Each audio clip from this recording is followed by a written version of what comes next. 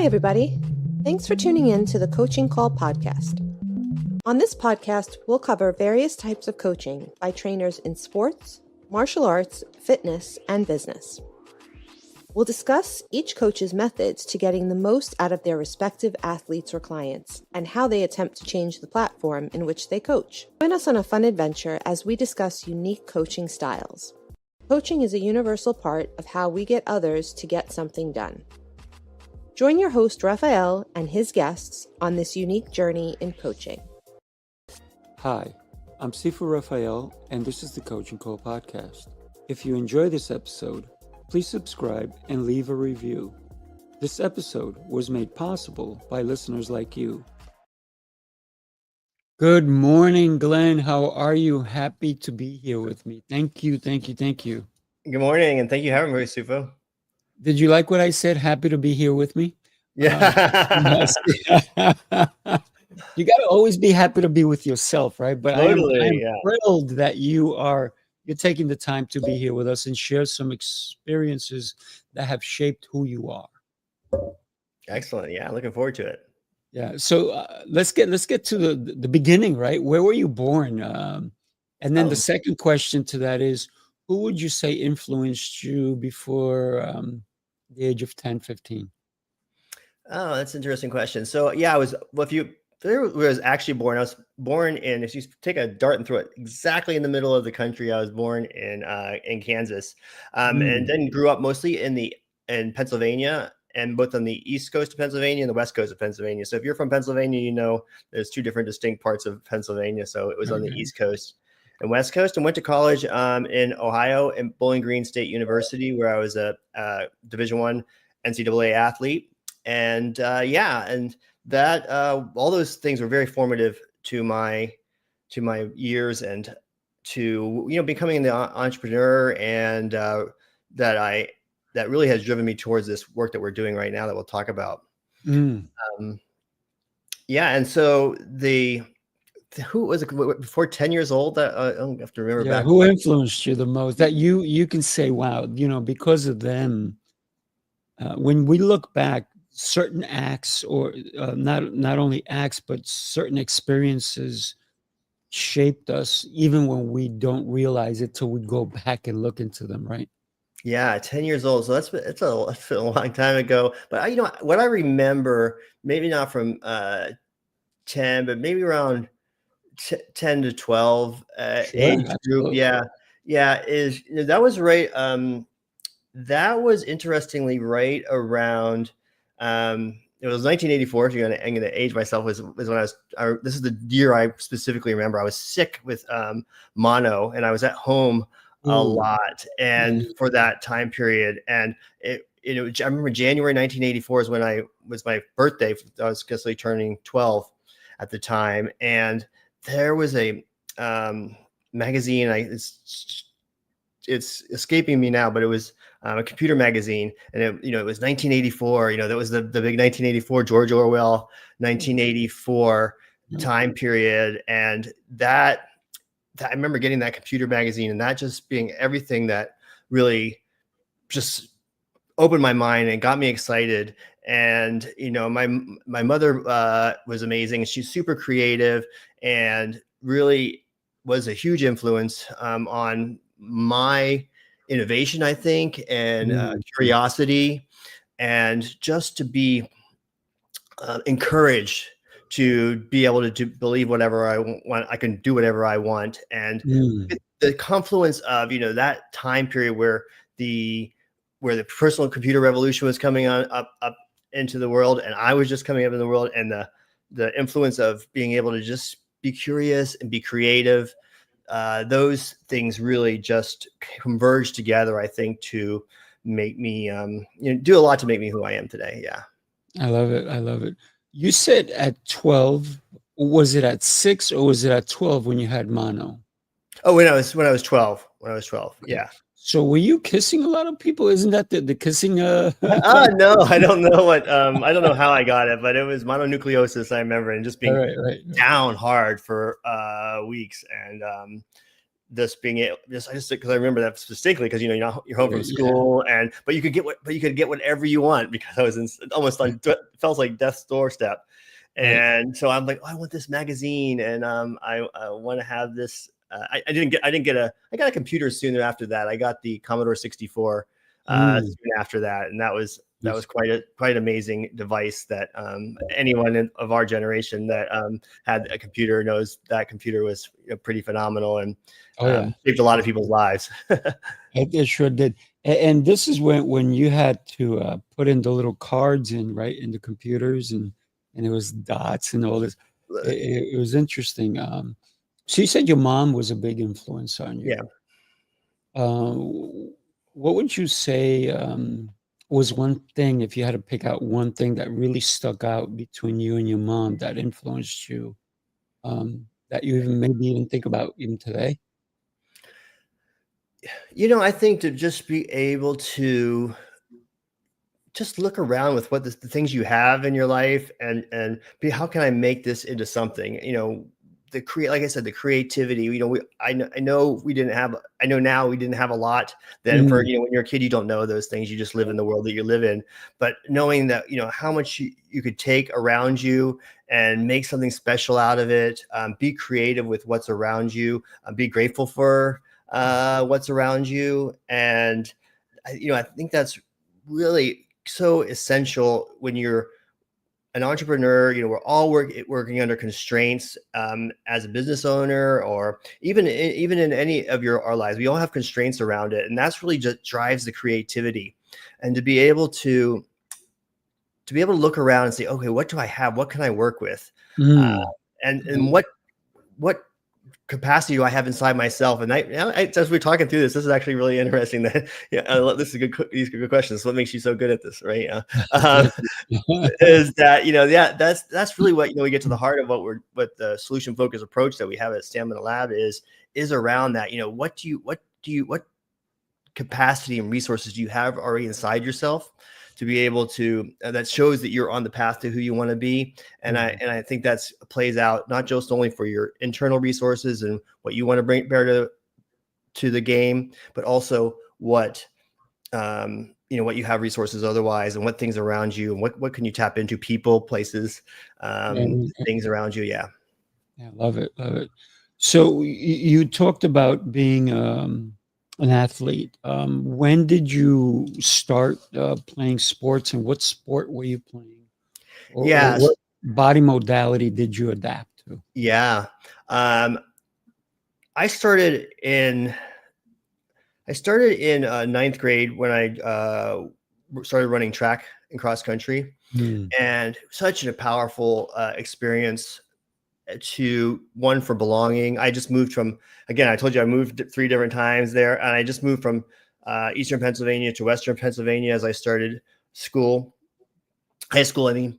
And so track and cross country was so foundational for me to be able to have a belonging, but also I excelled at it. And so that was something that was so fulfilling for me. And I went on to become a scholarship athlete at Division I school. So obviously doing it pretty well. It gives you motivation. It gives you discipline. Like I said, belonging already. And now that I know that from decades of doing it, maybe not as obviously, definitely not at competitive level that I was there then, but that compounding of those activities over and over and over for a long period of time has definitely allowed me to have a set of biological resources inside, physiological resources inside of myself that is fantastic for me now, for my health and well-being. So yeah, and you can start that anytime. So, but I started when I was in ninth grade. Yeah. Ninth grade. So in ninth grade, you already had mono, right? So you went through that. Yeah. You're understanding your body. You understand how it moves, so that when you're playing any sport, right? And how many sports did you play, as an athlete? Yeah, no. So that was my main one. It takes a lot of time, especially if you want to compete at Division I level, that's really takes up your whole time. I did a lot of cycling too as well. I did competitive cycling, which was fantastic. Golf was another key area. I think golf is life, and it's fantastic sport for me. I mean, everyone, whatever, it's the best sport is when you play, the best activity is the one you do. But for me, sports, golf is life. It teaches you patience. It's it's rules, ethics. You're in the outdoors, everything's it's mechanics through the body. And so that's one I still enjoy playing today. And you never master it. You have to, and I like the Ted Lasso thing, to be a goldfish. When something bad happens, you have to shake it off. And that's so important in golf, not letting your, the past anxiety of, that whatever bad shot you had before affect your future, or the stress in the future about what you're worried about to affect your present shot. It's all about being in that mindful moment. So like I said, golf is a metaphor for life. So that's what those are the ones I really do. I think though, after high school and college, that's almost like 10 years of competing at the highest level. Definitely was burned out on that. And I took a step back from that. And also I was like, I can never compete at this level. With these, I had Olympic trial athletes on my team, and my coach was an Olympic athlete. So, that was like, okay, I made it to my best. I did my best, and let me put that on the shelf. And I would race occasionally here, and I'd run for health. But it wasn't only until recently where in the last, 3 or 4 years, where I started picking up running competitively again. I definitely realized that, okay, you're not your 20-some-year-old self anymore. So you can't, I was always going to be, never going to be able to be that good. I'm like, well, that person's no longer here. That one's way gone. So who can you be the best now at 50 years old? I love that. Yes. So I view everything as a PR now, because this is the 50-year-old PR. And so I started racing again a few years ago when I moved to Austin, Texas. And I joined a running group, and it's been really fantastic. And now I'm training for my first marathon that's coming up. So oh, wow, look at that. Yeah. I had a client in one aspect, and he wanted, I think he was 56. He said, I want to do something different. So he started running. And then he said, Sifu, who do you recommend? I need a running coach. I don't want a weightlifting coach. I don't want an aerobic coach. I don't want, because I'm helping him with other aspects. So I can recommend somebody to you, right? So I recommended him this guy that I knew, and he was in heaven once he met this coach. He goes, oh my God. Not only did he videotape me running, but then he showed me how I was running, and then he showed me the differences. He goes, what a difference I've felt since I started running with the coach you told me about. And it was night and day for him, because a lot of times, this is why I think coaching is so prevalent and so important in our lives, right? Because I also don't want to be with anybody who doesn't have a coach. Who's my coach, right? If you're my coach, you better have a coach.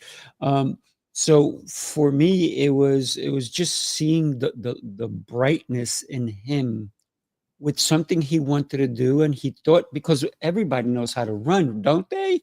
And I said to him, not really.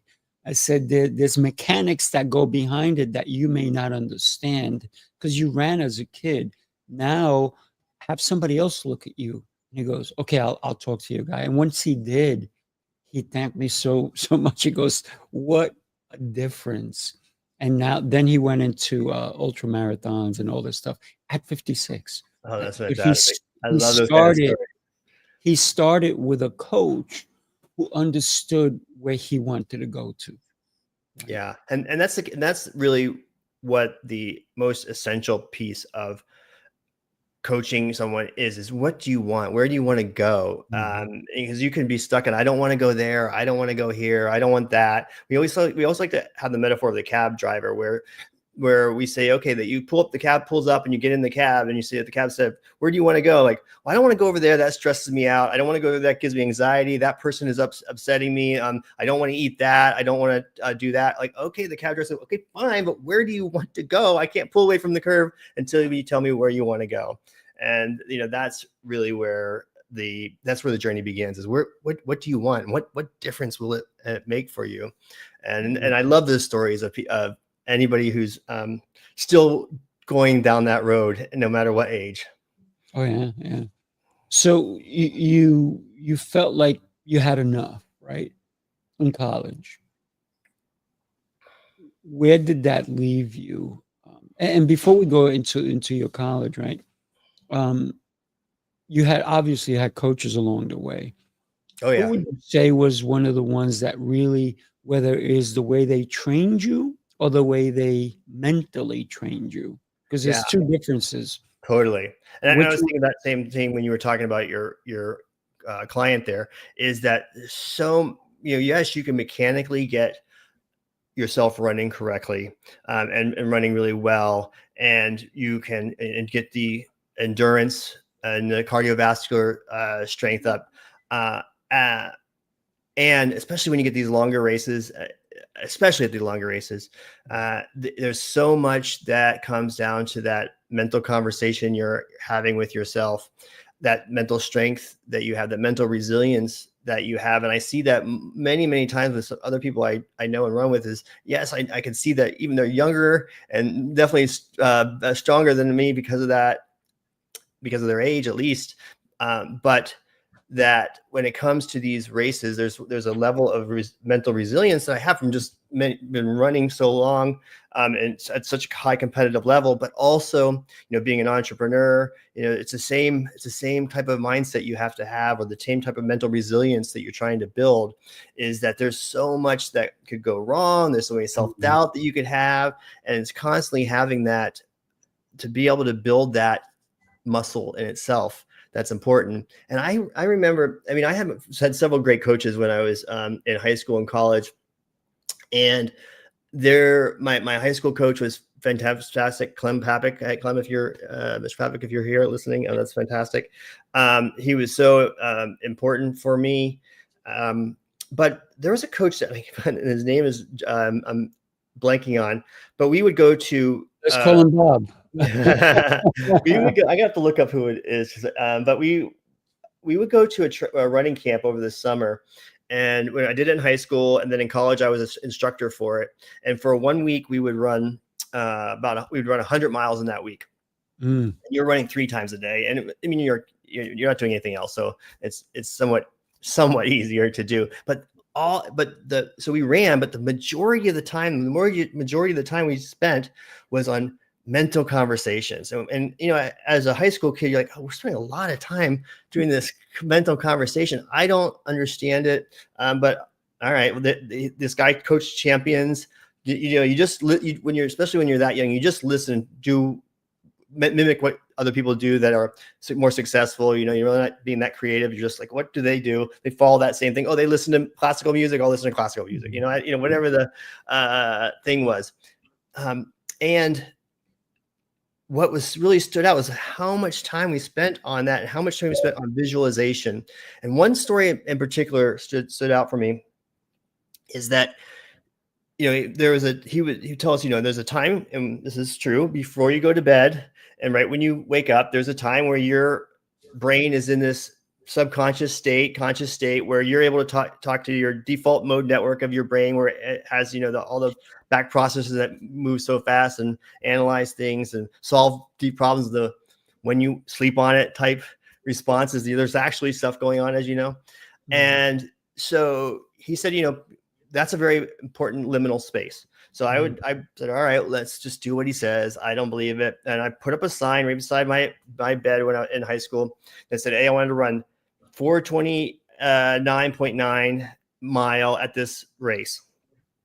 And I wasn't even, but coming into that race, I wasn't even close to it. But for 5 months, I woke up to that number. I fell asleep to Right. that number every Right. night. And I was probably 20 seconds off of that. I mean, if you've ever tried to run 20 seconds at a mile time, that's a lot of time to take off. Sure as hell not. That race, I ran 4:28.8. Wow. I Wow. was 28 some 20 some seconds off that time, and I'm like, all right, I believe this. And it's true. It does work. Yeah, the visualization and the ability to just tap into that subconscious to really believe it at a deep, deep, deep level. That visualization is so important to once you know where you want to go and what difference was going to make. And just what would you notice you'd be doing? What would other people notice you'd be doing? All those things to visualize in the most clear possible way you can. That our brain doesn't know the difference between the past, present, and future clearly. And that Mhm. story illustrated it. That Right. if you can visualize it at the deepest level, the brain will figure it out a way to get there. It'll take away all those time, money, people, rain, weather, whatever, any of the fatigue, or any of the things that are going to block you potentially from trying to figure out how to get there. If you've already visualized that and you've already been there, it'll figure it out a way to get there. Yeah, yeah. It's interesting when you have something to look forward to, and in the back of your mind, it's telling you you can achieve it, right? Or you can say I won't achieve it, and you're going to believe either one. So I rather believe the achieving one. Yeah. I have a client. I also teach martial arts, and he's actually 11. And just recently, about 3 months ago, he decided to join the track team. And because he's been doing kung fu with me since he was 4.5, he's always fast. He's always willing to win. He used to cry when he didn't win, right? When he was little, he used to cry. Eventually, I got him out of that. And his dad used to laugh all the time. His dad told me because of kung fu, because of the way he's built his body and the strength of his legs, he joined the team, and he's beating everybody on the team who's been on the team a lot longer than him. And he said he just completed a 2-mile run under 12 minutes Oh, wow. for the Wow. only running for And how old three is he? months. He's 11. Wow, that's incredible. So it was like 11:48 that he did 2 miles in, right? That's So, incredible. and the kid is fast, but he's going for this whole thing, and and he's all excited about it and everything. But he became a black belt with me, a junior black belt, because I would never give anybody a full black belt until they're 18. But the kid is phenomenal. He is very keen on his body. He understands. He eats right. He does all the things. He's got a 6-pack, you know. Mhm. For a little kid, you got, like, most little kids don't care about having a 6-pack, but this kid does. If you look at his arms, he's all cut up and everything. I'm like, wow, this kid is really into who he is, and he strives always to do more. When he sees somebody doing really well, he's like, oh, I got to do better than them. So it's that competitive edge that he understands. Because one of the things I always tell him, and his dad is also a member of my martial arts program, his dad is like, oh man, he is so competitive. He is beyond competitive. He goes, I can't put a limit on him because he doesn't put it on himself. And I said, well, don't. I said, don't do that to him, right? So let's talk about What do you you said, do? What do you do with him if there's so inevitably there's going to be a loss because at some point if you keep pushing to the top, there's eventually you're going to hit I made sure he lost when Okay. he was, because he would cry. Yeah. And every time he would cry, I go, why are you crying? Because I lost, and I would be like, okay. I said, you know what? What did you learn? Yeah. And what did I learn? I hate it. That's what I learned. I said, no, no, no, no. What does that mean? Maybe you got to do better. Maybe you got to train here. Maybe you got to do this part. Maybe you got to do that part. And the more I kept putting that into him, and I said, maybe your body has to go like this. Maybe you have to train this part of your body. Da, da, da. And then all of a sudden, he started to understand it. And sometimes now I go, when you win, you see how the other kids are celebrating you? I said, when you're crying, you're not celebrating anybody. And nobody's going to celebrate you when you're crying. So he Yeah. started understanding that concept. And now he's phenomenal. So even when he loses, I look at him just to see how he does. And he's fine. He's actually clapping for the other kids. And he's the first one now to go and congratulate them. Oh, that's wonderful. It's Yeah, really and the other thing, too, in those situations, and this is what I look at when there's a failure, quote unquote failure, or you didn't live up to your expectations, especially in any type of behavior change. It's not a linear path, so you're gonna have ups and downs. It's to notice, or be a detective in your own capacity. Like what did you do? What's things you did? What kept you from doing even worse? Oh no, but I did do this, and this, and that can shift you out of that funk to then start to work on the skills that you want to improve on. But it's that shift that you need to get out of, and it's really what did you do that kept you from even being worse? Like, well, no, it wasn't worse because I still was finished second, or I still gave my best. Yeah. And then one of the other things, and I would always ask the kids, who's your favorite sports athlete, right? And they would mention them, and I go, they don't always win. Yeah. I said, but when they lose, you know what they do? They evaluate. That's why all professional athletes go back and look at the videotape. And so sometimes when they're doing something, I videotape them without them knowing it. And then I show them. And I'll go, you see how you're moving? You see this? Because one of the things that even my instructors, I teach them about body alignment and body mechanics. And every time they're doing something, I'm like, look at your arm, look at your leg, look at your posture, you're shifting, all these different things. And then they understand that I'm not just criticizing them. I'm letting them know that these little adjustments will make a difference in their performance. And Yeah, so I think there's two that different trust, right? That comes in, right? Yeah, I think there's two different parts of coaching too. I think it's important to know is that it goes to the mechanical part of coaching. I don't know. I need someone to show me how to swing that golf club. I can't mentally figure that out. That someone has to actually physically show me that, or how to properly lift the weight. Someone has to be the coach to do that piece. And then there's the coaching where where you're working on the mental aspect of it, and I think that's important from people looking for coach or trying to understand coaching, is to know that there's a coach can do both. Obviously, you can definitely have a great coach can do both, but to know that there's times when you're doing that mechanical part of it, that's this is exactly how you do it. This is why we're recording this, and then there's the part where what did you learn, or what did you notice? Why didn't you what kept you from doing even worse? That type questions that we're really trying to get into that mental resilience, the brain training. So talk to me about you said you kind of you did it in high school, you did it in college, but then there was a point where you kind of stopped, or you moved on, or you changed. Tell us about what was that like? Yeah. So after college, I pretty much said, okay, my last race was my fastest. I ran a half mile with my half mile time, and I ran 1:52 with my half mile time. So I finished that, and I'm like, okay, I'm not going to race faster. So I kind of hung up. I don't think I've ever worn track spikes since then. Nope, I don't think so. So I eventually hung up the track spikes from that.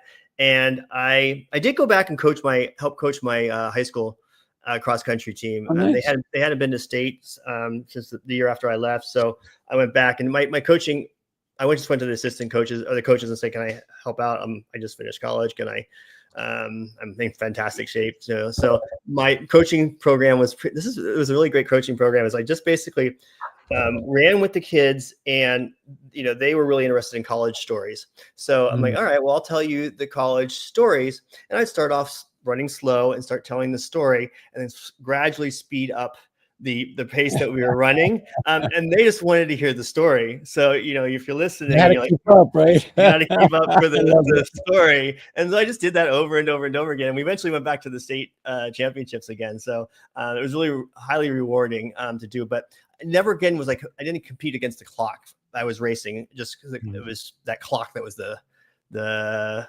limiting factor. And I would run maybe once every 5 or 6 years against the clock and just say, oh, let's see where I'm at, not major training. But I poured all my energy into into starting my company. I started my company when I was 25 years old, my first company. And I said, okay, well, if you put so much energy into your track and cross country endeavors and obviously college, let's say if we instead of them being scattered in multiple things, let's just what if we put all the focus into this one thing? What would happen if we did that? And it was successful, very successful. You know, we had a company we ran for 20 years and it was in the digital marketing space. And we had, you know, hundreds and hundreds of employees over the time that we were there, that we were doing it, and very rewarding. I learned a lot. It was so much fun to do, and challenging. You know, if you want to be in growth mode, be an entrepreneur, because you have nothing. There's no choice every day to try to grow, and have to really check yourself what you can do. You know, what you need to do, how you have to learn like fast as possible. You're flying a jet and you're having to fix it and create it as you go. So that's basically what I did. I put all my energy into being an entrepreneur. And I think where I got burned out again on that. And what where I'm at now is around that same time period. I'm like, okay, once I realized I was burning out, I'm like, I need to go back to some of the fundamentals that I had with at track and cross country. It was an athlete, is to go back to those fundamentals, because that as a baseline, that structure, that does me really well. That, you know, just being able to live around that structure, you know, it drives recovery, sleep and recovery. It drives nutrition. You know, all the things you need, all the base fuel you need, the movement, the mental energy you have, all that comes from, you know, that kind of physical activity. And so then once you have that foundation, you can build off of it really well. And that's how I got into this work, really, this behavioral science work. I love it. Let me share this with you and then we can talk. You followed the rules, tried the restrictions, counted the carbs, the steps, and the failures. You're not lazy. You're exhausted from doing it all without real change. What if the problem isn't you, but the plan? Sifu's Mind-Body Method is a 90-day transformation built on 7 unshakable pillars: mindset, movement, nutrition, hydration, fasting, journaling, and faith. This isn't another shortcut. It's your structure, your strength, your reset. You don't need harder, you need better. Ready to begin? Start today. Yeah, so when you were talking about all that, I'm like, oh, you're talking about my program, Glenn. So let's think about everything that you talked about. And this is the reason I created that program, because I love entrepreneurs, right? Because I'm one. I've been one for, since I was in high school myself, right? Probably even before that, probably middle school, because I started working when I was 10, and I was making bank back then. For 10-year-old, yeah. No, for a 10-year-old, I was making more than I was making $100 a week when I was 10. Oh wow! Back. Yeah. Decades ago. Yeah. So, well, $100 a week, that's a lot of money, right? Yeah. For a little guy. And so for me, what I've seen so much is people worry and constantly go after their business, their passion, but one thing they forget is the most important element: themselves. Yeah. And sure. so many people, you see them, they're thriving in their business, but they're dying, both inside, mentally, and emotionally, and spiritually too. So this is why I created Sifu's Mind-Body Method. So it seems like you and I align really well. For sure, yeah, and that's where I got to the point where I said, okay, we sold the company. It was, did well, and I said, okay, if I want to do this again, I was already down the path. If I want to do this again, I really need to make sure that I understand how I can prevent that from happening. That was one trigger. There was also the fact that not only was it me that would have challenges, all my team members. So, well, even if I was an expert technologist, finance strategist, and being able to get a product developer, all the things, and we had a great direction and team, but you have to get the people to move in that direction. So there's some change management and there's some behavioral science inside the organization. But not only that, okay, why you keep coming in late every Tuesday or Wednesday? I'm like, why does this keep happening? Oh well, there's a problem with I'm getting divorced, or my divorced and my kids transfer days. Like, oh, not only do I have to solve the strategy of the company and where we're going to go, and also change management within the organization, but I have to help solve your home problem as well, or at least not solve it, but at least get help you be able to mitigate that, bringing it to the worker. So there's the behavior change within my team, and that's where I look at coaching for organizations. That what we do at Stamina Lab too as well is that instead of, or in addition to, like performance reviews, and I really say instead of, being able to ongoing coach your team is so essential to be able to be successful at the very, at the end of the financial part of the success and the impact of your business. So that was another trigger too, is not only for myself, but how do I help move my team in a direction for them to excel.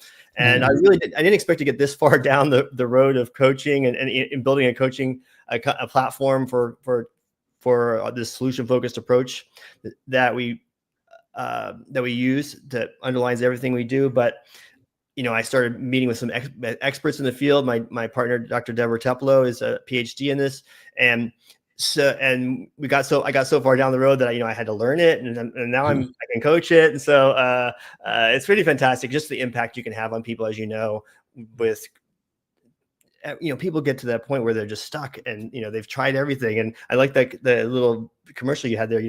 We have these, and that was the third piece of the puzzle too. It was myself and the team, but also I get one of these wearables, and really early on, the wearables would be thrown away after 6 months, and because they didn't impact change. And I'm like, well, if this doesn't impact change, what does? And that question, that thread that I pulled on, got me to where we are, because data alone doesn't do it. And data alone, obviously, lots of times gives you anxiety and stress. And, you end up, where the guilt and shame that comes into play. And that's really key to the solution focused approach. Is it takes away that guilt and shame. Is that, like that question I asked about the student you had is like, well, what kept you from doing even worse? And that shift is, instead of beating you up, it's like, wait a second. No, wait, I did this, and this. And we hear all the time, like, hey, I'm further along than I thought I was, because you start highlighting the things that they're already doing, the stuff that they're already on the path doing. And the people that are listening to this podcast right now, they are already on the path to being who they want to be, because this is evidence that of their capacity to change. They're doing it right now. I love that. And when we think about the capacity that we have is, if we think that there's a ceiling, we're going to hit that ceiling every time. And so I have no ceilings, right? I know you have no ceilings. But when we think about elevating ourselves, right, we can't do it alone. So we need a team, right? I love the name of your company, Stamina Lab, right? I mean, because stamina is built on your actions. You're not born with incredible stamina. I think it's the actions, how we created, how you improved, just by putting that time by your bed. You had to see it in the morning, you had to see it at night, so it's that top of mind. But then the actions that you took, because you can say, listen, I'm going to run a 4-minute mile, but yet you never ran before. And you can have that on your bedpost every day, and you can see it. And then one day you go, today's the day I'm going to run that 4-minute mile. Guess what?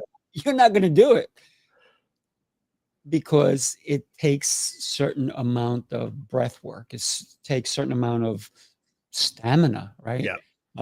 diligence, mechanics, everything that has to go into it. So having an idea or a plan is great, but taking action on it is truly what's going to make it happen.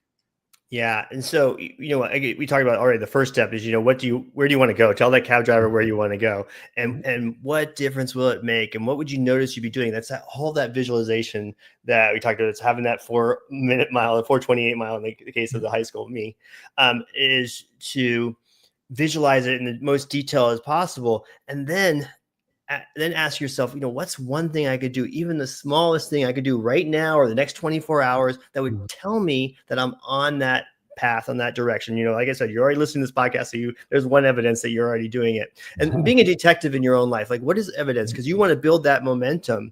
You want to build that momentum to say, okay, these are all the things I'm doing, because then it makes the next thing even easier. It makes the next thing even easier. And what I really like about this approach, as opposed to like building rigid habits, is that they're rigid, and there's so many things can throw you off from your habit, because you have an anchor that cues you to do the habit, and then you do the habit. But you have you have context that would change. You could be, it's the weekday or the weekend, or you're traveling is a huge one that changes your context, or your family's visiting, or that you feel bad, or the sickness or the weather. There's so many variables that could say, okay, well, this habit is not going to happen. But if you're just asking yourself, what's one thing I could do, even the smallest thing that would still put me on, that still shows me that I'm on that path, that we like to say there's many paths to the same river, and our river is the person we want to be, the values that we want to show up with every day. And when you say that, then like now there's infinite. Our brain gets super creative and says, oh, there's infinite ways. It's just by asking that question. Put yourself in action, as you were saying, and putting yourself in action in the moment. And whenever you're starting to feel bad about guilt and shame, what kept you from doing even worse, or how do you know the stamina is also about resilience, I think. And really looking at saying, how did I even manage, or what in the past tells me that I can do this, to get your motivation. Like in the morning, I don't want to get up at 5:30 in the morning to go run for training for this marathon. But like, what difference is this going to make for me? What do I know about myself that says I can do this? And that just that question I asked and myself right in that morning, that's what gets me out of bed and gets me going. Once you get going, you're moving. You can do it. Or when I'm in the middle of the run and I'm saying, oh, I don't want to go do this. I want to stop. What tells me I can do this? What difference is it going to make if I keep going, and keep asking those questions to yourself? Yeah, I love this, because when we think about the body is beyond incredible. It's the most incredible machine that It's resilient. You can't build it in a factory. It comes the natural way. But think about this, right? How come we don't fall off of our bed? The only time people fall out of bed is when they're babies, right? They're little, or they're tossing and turning. But in reality, as an adult, you barely ever, even as a teenager, you barely ever fall out of bed unless you're drunk. That's a different story, right? But your body understands that there's an edge there, and you can tumble and fumble and move and turn, but you don't fall out of bed, because your body understands that there's an edge. Just the same way your body will have an internal clock that you can wake up at any time you want if you intentionally set your clock, your internal clock. And so therefore, I believe in the aspect of everything you're talking about is to build oneself in a way that we actually harness the gifts we've been given. For me, I believe in God, so every morning I wake up in gratitude and I thank Him. Sure. Listen, I woke up. Woohoo! I'm alive. Thank you, Lord. I appreciate the gifts you've given me. And then I ask, how can I share my gifts? Because I don't want to be selfish, right?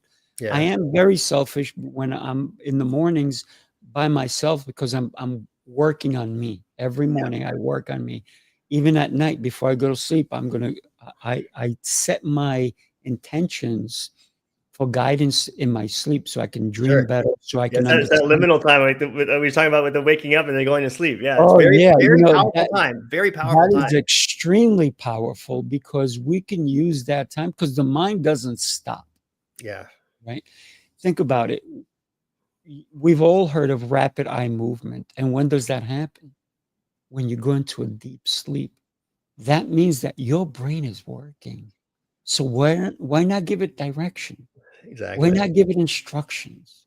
Right? Because if they've done studies where they look at a person and their eyes are eyelids are closed, but your eyes are going because you're playing that picture, right? You have this theater of the mind, if you will. And so I love this conversation. Thank you for being here with me today.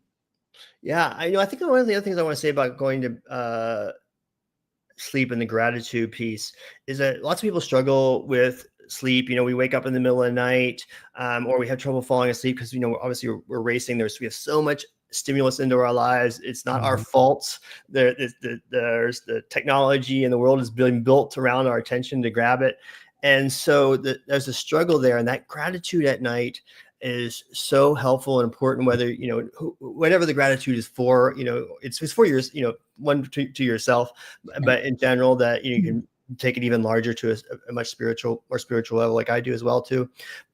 But that time at night is so important to get to give yourself that grace and that gratitude. And we have a set of 8 magic words, we call them, and that's the link that we have in there to get the 8 magic words.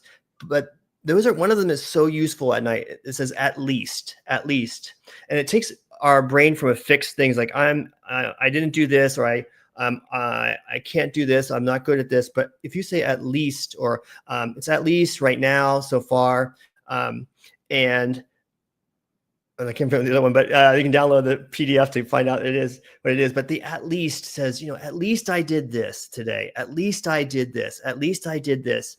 And that oftentimes calms people down enough. It works for me too as well. At least I did this. And it takes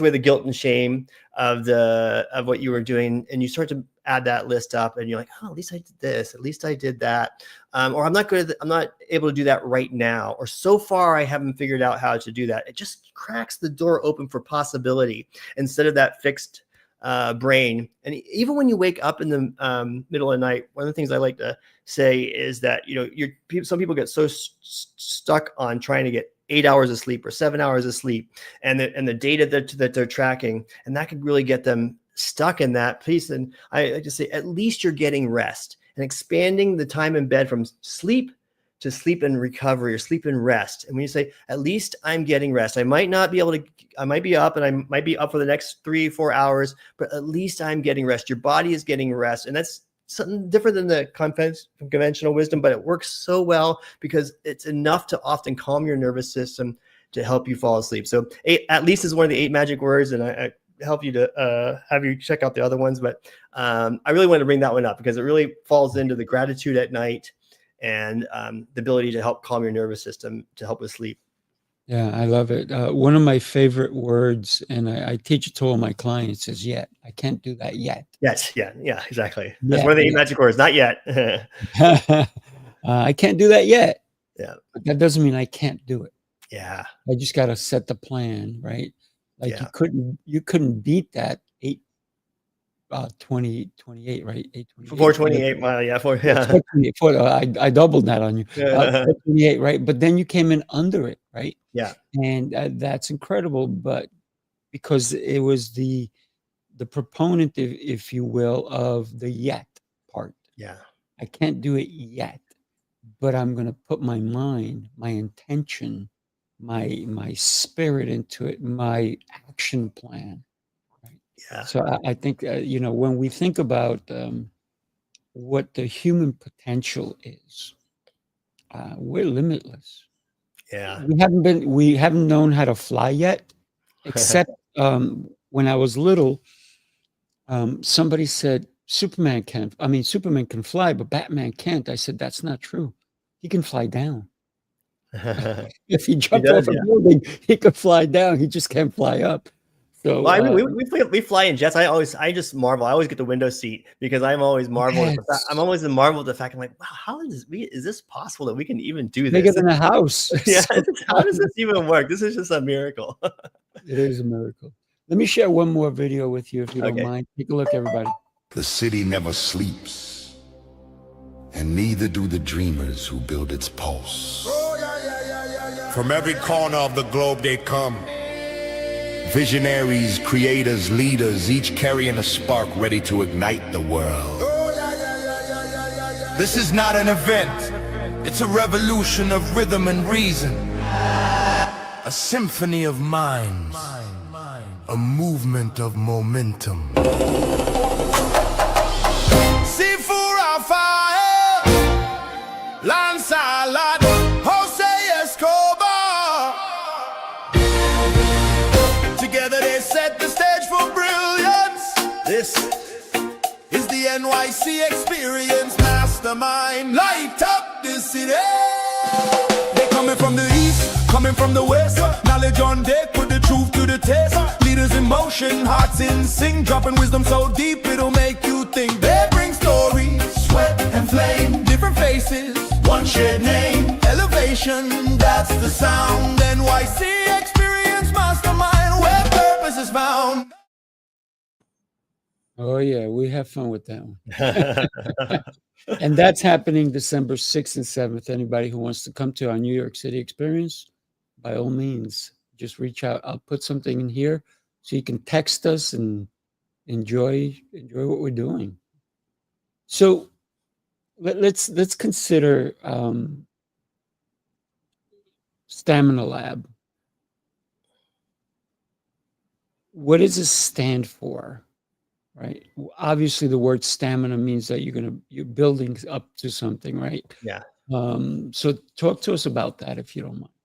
Yeah. So, like I said, it's about you having more energy, more resilience to last a lifetime. The stamina is over a lifetime. You want to be able to have a long health span and to really be able to bring out your goals and your dreams through the work that we do. And the lab part is really a key piece to it. It says, because we like to say, you are your own lab, you are your own experiment, and you are your own best coach. And that's really what we like to exemplify at Stamina Lab, is to help you understand, what do you want to do? What's the instead in your life? What difference will that make? And it's all about asking questions to yourself. And really the shift is with a solution-focused approach. We get people that say this is like 180-degree shift. We don't go down the root cause analysis of what's going wrong and why it happened, because that just brings up all the pain and the trauma of what you want to have, what happened. And really, it's not necessary to know where you want to go, because eventually you're going to have to go to where you want to go instead. And what difference was it going to make? So you can just start there and really describe that, like I said, in as much detail as possible. And then again, it's being your own scientist, being your own detective, and looking for evidence that you're already on the path to that person you want to be. And there's doing that every day with yourself and asking these questions, because we have such a negativity mindset, because that's what evolution has taught us, is to be able to watch out for that lion to come eat us. So we have to continue to practice not only the lion, but all the companies that are building all these tools to take your attention. These are all built by the best behavioral scientists in the world. So this learning these techniques is not a nice to have. It is essential to survive in the modern world. That is the lion that's coming to get us. So we're trying to learn to ask ourselves better questions to continue to move us in the person that we want to be, and finding evidence of the capacity that we have inside ourselves to do that. I love it.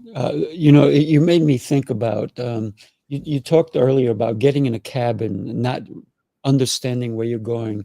What if you got in a cabin, they took you wherever they wanted and didn't listen to you, right? Or, when we were youngsters, we really didn't have a choice of what food was put in front of us, right? Yeah. Our parents said, eat that, and that was it, right? But now we have choices. We can choose what foods we're going to eat. We can choose if we're going to move, if we're going to go to the gym, if we're going to get on the track, if we're going to go and walk outdoors. To me, and I'm not knocking anybody who does it because you're moving. I love movement. But wouldn't you rather walk outside than on a treadmill? That's just my opinion, right? And I have clients of mine. I have one guy.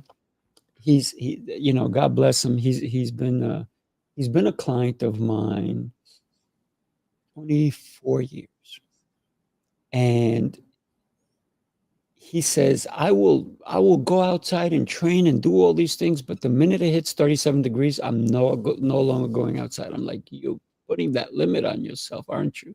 Well, I just can't handle it. He just chooses not to. So we put limitations on what we're able to do. And then yesterday I had someone on my show who was stationed in Alaska for 4 years. Didn't like it, but did it. And this was for boot camp, right? This is where he went to train. This is where he was stationed. And they had to do drills outdoors for hours on end. Did he like it? No. Did he do it? Yes. So we should not put limitations on ourselves. I love this conversation today because I think between you and me, we're gonna help somebody understand that they're incredible. They're worth everything, and they need to take care of that beautiful temple that they have, that gift that they've been given. Yeah, definitely. And like you said, there's if you whatever movement you're doing or whatever is, there's evidence that you're actually on the path to change. And when it's hard, when you're in Alaska trying to do something, or like I said, I have to get up at 5 something in the morning to do this. It's to ask yourself, what difference is it going to make when I do this for that goal that I want to be? And that just to dig deeper to find that little bit extra is to really continue to visualize that future that you want to have. And that gives you that motivation to push beyond that little bit of pain that you have inside you to figure out a way to get that motivation. And what do I know about myself that tells me that I can do that? And because everyone has had a struggle in their life, and so tapping into that is really powerful. It is. Glen,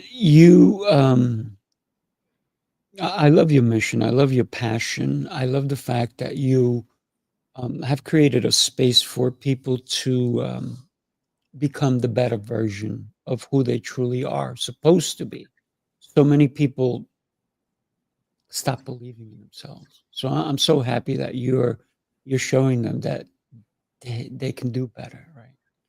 Talk to us about this newsletter you keep telling us. It's running across the screen at the bottom. It's there. So share with us, why should somebody go and even look at your newsletter? Yeah. So Inside Stamina Lab is every Tuesday. We publish a fantastic newsletter with links to our podcast and links to the articles that we publish, as well as coaching cues that ask these questions, these practical prompts that we put in every week to help you shift that mindset into this solution-focused approach to life. This is evidence-based. It has thousands of research studies, 100 meta-analysis of it, over 40 years of research that shows that this does lead to lasting change. And it does it without the guilt and shame of going back and beating yourself up from the mistakes that you made. And that's what makes it so powerful. And so every week you just get a little bit more that allows you to start asking yourself better questions.